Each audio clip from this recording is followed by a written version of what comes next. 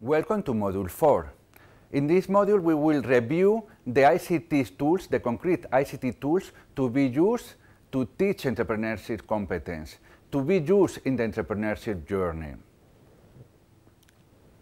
As we have said already in Module 3, the different skills and competences to be learned in the entrepreneurship journey can be matched and supported by the using of ICT tools to learn these competencies. We talk about how to learn the personal competence, how to use team management competencies in the entrepreneurship process, how to use technical non-finance competence in the entrepreneurship process, and also business and finance skills and knowledge in this journey of entrepreneurship. And there are ICT tools that can help us in this process.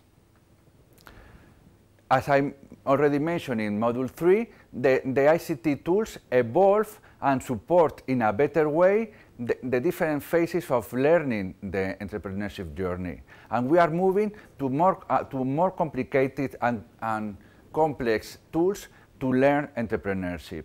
Currently, we use in an efficient way simulation, virtual laboratories, games, and some other tools that will be enriched in the near future by data mining solution, learning analytics, behavioral tracking, and also neural networks or machine learning as an example of more sophisticated ICT tools to be used in this learning process. In the slides, you can see specifically the evolution of the ICT tools in the assessment of this key competence, but this technological evolution is very similar and is the same evolution for the different phases of the learning process.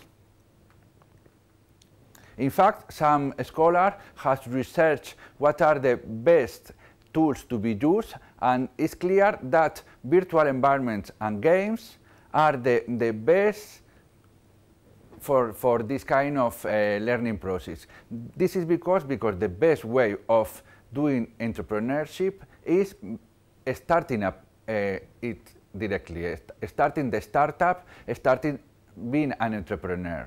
So virtual environments and games are similar to the real environment and are appropriate tools to learn entrepreneurship. Also, some other researchers have investigated the perception of the ICT tools' usefulness and the frequency of their use.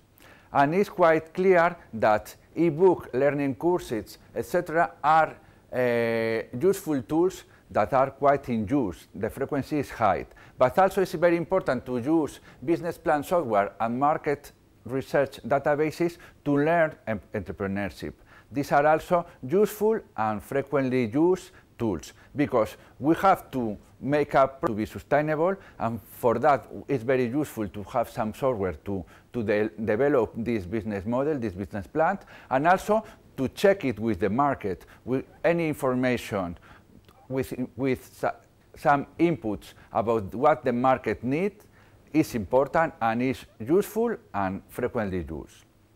The web communities and educational business simulators are not so in use, but are very useful, but not frequently used. But on the other side, the crowdfunding and scientific platform are not very much in use, and the perception is that are not very useful.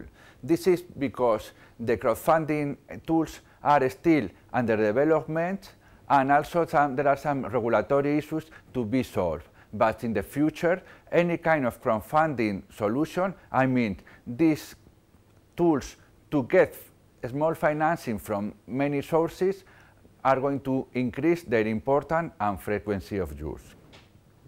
Thank you.